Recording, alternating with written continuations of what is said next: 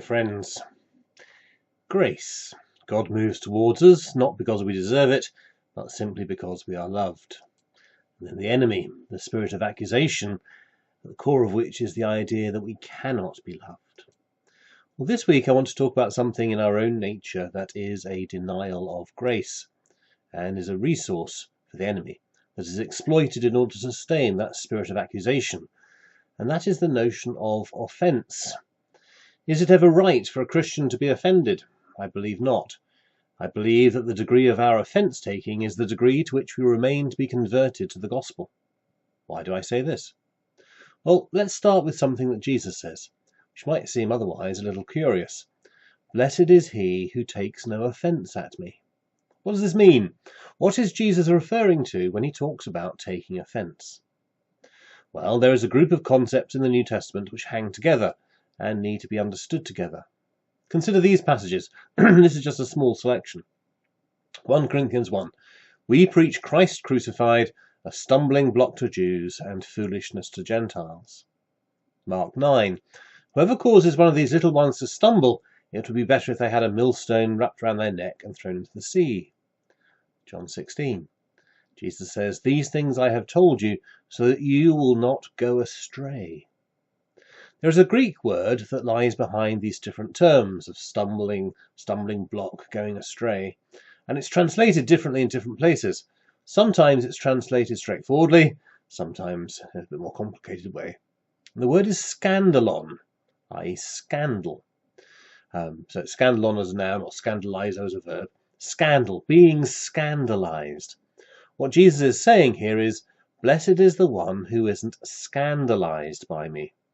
And all these aspects point to the same concept at heart, which is offence. What does this have to do with the enemy? Essentially, Satan is the prince of this world. Now, this doesn't mean that Satan created the physical world over against God who created the spiritual world. That's Gnosticism and absolutely opposed to Christian faith. Now, Satan is the prince of this world in the sense of being in charge of worldly things, worldly perspectives. Satan, as I said, is literally the accuser. And who are the people who end up being accused? They are the ones who are a scandal, who by virtue of that scandal show that they are different. Their values might be different, and that difference causes tensions that need to be then eliminated. Last week I said that accusation always ends up with crucifixion. And so the stumbling block, the offence, is precisely the scandal, that which is offensive to the worldly mentality, the groupthink. And it's the perception of scandal which drives the shouts of crucify.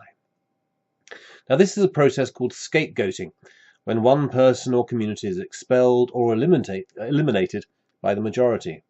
And we can think of Satan as being in charge of the herd, that group mentality, the mob, which seeks a scapegoat on which to lay the problems of the group.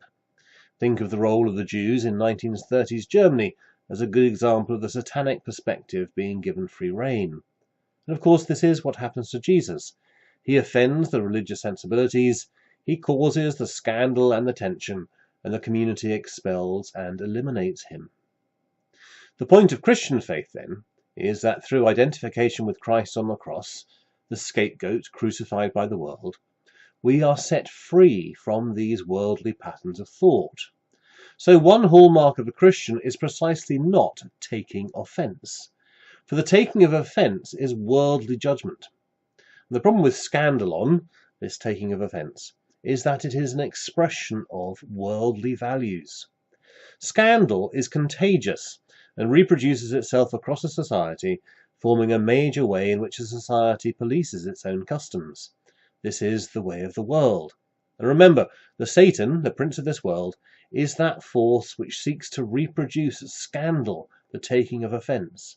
For it is in the shared nature of the offence-taking that social solidarity is affirmed and reinforced. So to take offence is, in Christian terms, a sin. It is a breach in our relationship with God and with neighbour. As a redeemed sinner, there is no place to stand over against a neighbour. Thus there can be no exclusion, that exclusion which ultimately leads to murder. What we have instead is the sharing of peace, leading to communion. For us, the stumbling block has become the cornerstone. Christianity begins with scandal, the scandal of the cross. That is, in the story of Jesus, we have the unmasking of this process. A scapegoat who isn't simply a victim, but who understands the process and who forgives those who take part in it. In other words, a victim who does not take offence. This non-taking of offence is central to Jesus' entire ministry.